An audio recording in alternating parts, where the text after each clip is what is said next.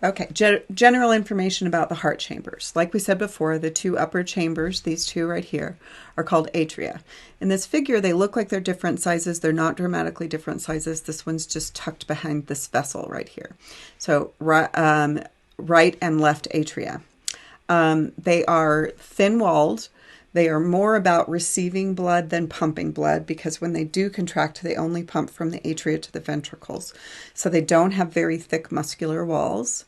Internally, they are separated from one another by an intact septum or wall called the interatrial septum.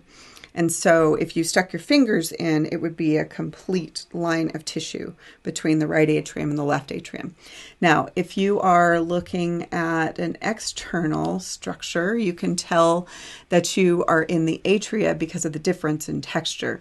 These top ones up here, they look like a totally different texture. And if you have a fresh heart, they're much, much thinner than these guys. So the separation is this thing that runs all the way anterior to posterior, and it is called the coronary sulcus. It runs all the way around the heart. Okay, the lower chambers are called ventricles. They are thicker walled than the atria, but they're not the same left and right. They are your main pumping chambers, because what they are going to do is when they pump, they are going to push things out of the heart into an artery. FYI, contraction of a chamber is called systole. Relaxation of a chamber is called diastole. So you can have atrial systole, atrial diastole, ventricular systole, ventricular diastole. The ventricles are separated from one another generally by what we call the interventricular septum. It's a complete muscular septum or wall that's between the two of them. In a healthy adult person, there's no communication directly between the left and right sides of the heart. In an intact heart, you can tell when you're in the left versus the right side because there is a sulcus, a little depression on the anterior surface of the heart, and it's called the anterior interventricular sulcus, and it's got blood vessels running in it that you will learn later. So like I said, the heart is a little twisted in the way that it's sitting. So all of this is right atrium, right ventricle. This is the left atrium and this is the left ventricle, but they're not smaller. They're just twisted toward the backside. On the posterior side, there is the posterior interventricular sulcus as well, and I'll show you that in a future picture. Okay, so let's look at some specifics of the specific chambers of the heart. The right side of the heart, that's what we're going to do first. The right side of the heart is going to contain low oxygen blood. When it's color-coded, all of the vessels that you see, all of these great vessels that are blue, are going to be associated with the right heart. So I'm going to sort of draw on them as we go through and you'll understand. So the right atrium first. What is feeding into the right atrium? What is feeding into the right atrium is the superior vena cava, which is delivering deoxygenated blood back from primarily the head, also the arms. And then the inferior vena cava here, that is delivering blood back from everything below the heart, okay? There's also a vessel on the backside that I'll show you in just a second that's called the coronary sinus, which is delivering blood back to the right atrium from the heart after the heart uses up the oxygen in its process. Okay. So these can all be seen on a section of the heart. They can also be seen on a posterior view of the heart. So let's look at a posterior view really quickly. Posterior view of the heart. So same vessels on this picture. This is the superior vena cava. This is the inferior vena cava. And then this guy right here, that is called the coronary sinus, and that's delivering blood back to the right atrium as well. So those can all three be seen on a posterior view of the heart, but the superior and inferior vena cava can also be seen on an anterior view of the heart.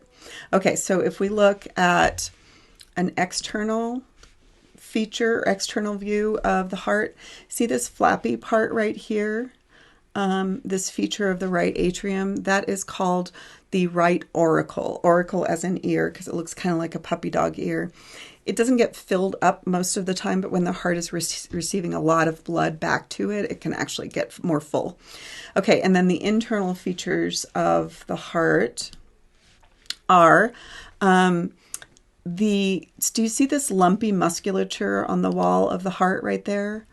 Lumpy musculature on the wall of either of the atria is called pectinate muscles. It's more visible in the right one than the left one, but it's in both.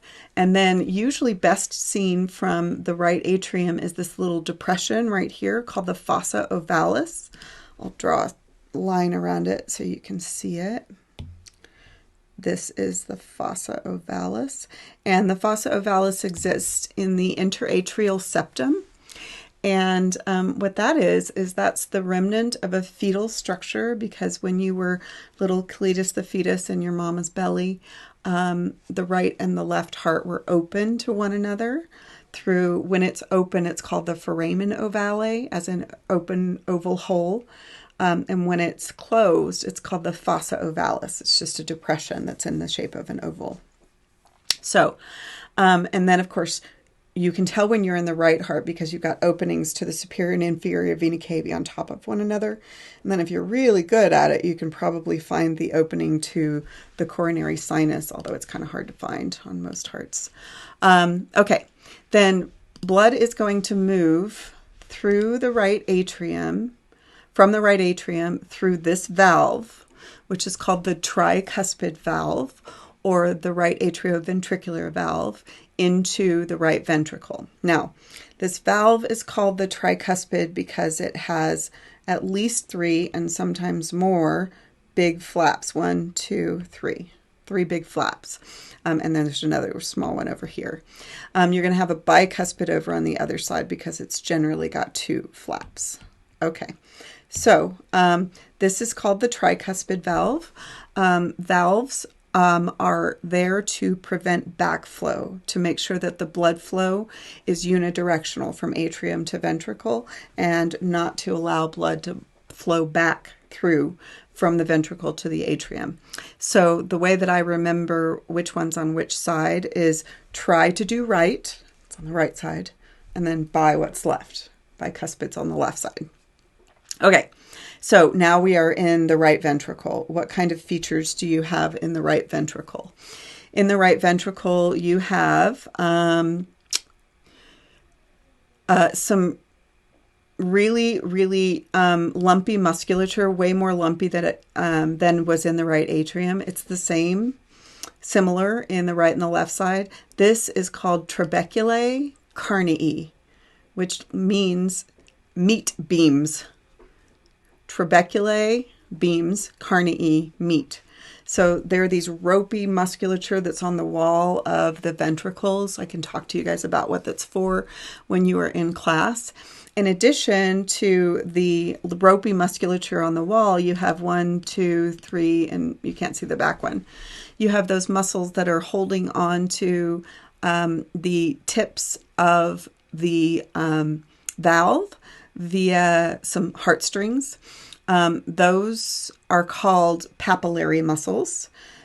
Papilla means nipple, so somebody thought they looked like a nipple. So these are your heart nipples because you got nipples everywhere, and here's a close-up of one of them. This is a papillary muscle, and it holds on to the tips of the valves via these things that are also in both sides, and these are called chordae tendini. And those are your literal heartstrings, and you've got them on both sides as well. So trabeculae carnii, papillary muscles, and chordae tendini, you've got all 3 of those on both sides. The anatomy is a little bit different, but it's pretty similar. Okay, so now I've moved from the right atrium to the right ventricle, and now I need to leave. So what will happen, just to give you a preview of things to come, is when the walls of the ventricles contract, the pressure increases, because you're pushing on this ventricle that's full of blood. And if all things are going well, this valve will close because you're pushing blood against the back flaps of the valve, and it's going to close like swinging doors, okay? the chordae tendineae and the papillary muscles will hold on to it so it doesn't swing past close and allow for blood to flow back into the atrium, because we don't want that. And then if you increase the pressure a little bit further, what will happen is you will actually open this valve. And this valve right here is called a semilunar valve because the little flaps look like half moons. And it is going to the lungs, so it's called the pulmonary semilunar valve. And blood is going to leave the right ventricle through the pulmonary semilunar valve and go into this big vessel right here called the pulmonary artery, or sometimes pulmonary trunk. Either one is correct. It's just that textbooks differ on what they do with that. So blood is leaving. This is important. And even though that blood is deoxygenated, the pulmonary trunk is an artery because blood is moving away from the heart. Okay, so let's see. Okay, so blood is going to move out of the right ventricle through the pulmonary semilunar valve to the lungs. It is now in what we call the pulmonary circuit. Then it's going to go to the lungs, right? All the way back to this picture. It's going to go to the lungs to get oxygenated, right? It's going to go through the capillary beds of the lungs. That's the only place that you can change gas content is capillary beds. And then now when it's oxygenated, it can be delivered back to the heart, but we're going to deliver it back to the left heart. So we are going to deliver it back to the left atrium. And the left atrium is going to receive blood through 4 veins. And these 4 veins, 1, 2, 3, 4, are the 4 pulmonary veins. And they are veins even though they have oxygenated blood in them. And those are actually better seen from a posterior view of the heart. Here they are right here. They would be coming from the lungs. 2 left ones, 2 right ones. They are all delivering blood into the left atrium. Okay, so now we are back in the left atrium. It's going to receive oxygenated blood from 4 different vessels, to right, to left, pulmonary veins. And here we are in the left atrium. Now again, it looks like it's smaller than the right atrium, but it's not smaller. It's got about the same volume, but it is kind of smashed behind the pulmonary trunk. So from an anterior view, you don't see very much of it, but if you put your fingers in there, you would actually feel that it's about the same volume. Okay, so now we're in the left atrium. The external feature of the left atrium, if you look at an intact heart, external is there is a left auricle, okay, the puppy dog flap looking thing. And then that's best seen on an anterior view of the heart. And then the internal features of the left atrium. Again, it's a little harder to see because it's kind of smashed behind stuff, but it has pectinate muscles. Not very easy to see unless you open up and look inside the auricle. And then it's got 2 pairs of openings lateral to one another. 2 left pulmonary veins, 2 right pulmonary veins. So you can kind of tell which atrium you're in by the openings that the atrium has. Because this one has a big honker on top and a big honker on bottom, and this one's got a pair and a pair. Okay, so let's see. Smoother walls inside with pectinate muscles primarily in the auricle. And then blood is going to move from the left atrium into the left ventricle through this valve right here. And this valve right here is the bicuspid valve, or the left atrioventricular valve. And it is how blood moves from the left atrium to the left ventricle. And in the vast majority of us, it has 2 big flaps, so 2 cusps, 1 and 2. Okay. So once we get into the left ventricle is similar internally to the right ventricle.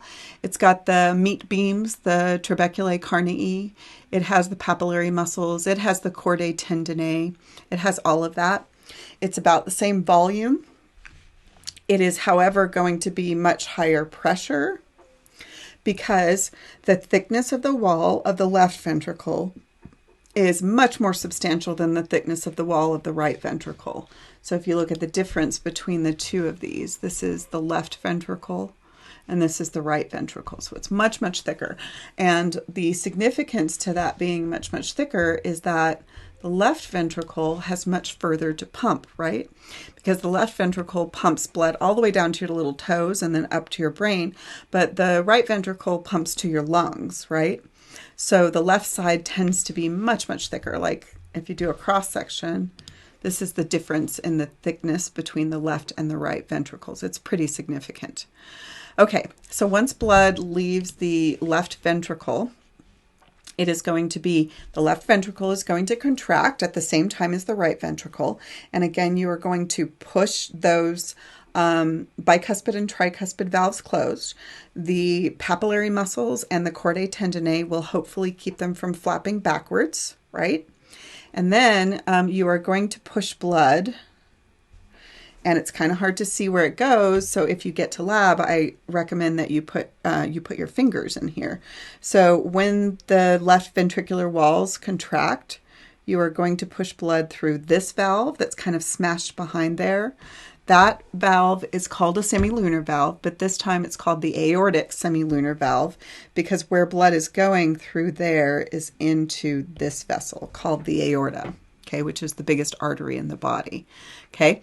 So you are going to push blood into the aorta. Once you have entered left ventricle and you're leaving through the aorta, then you are in the systemic circuit.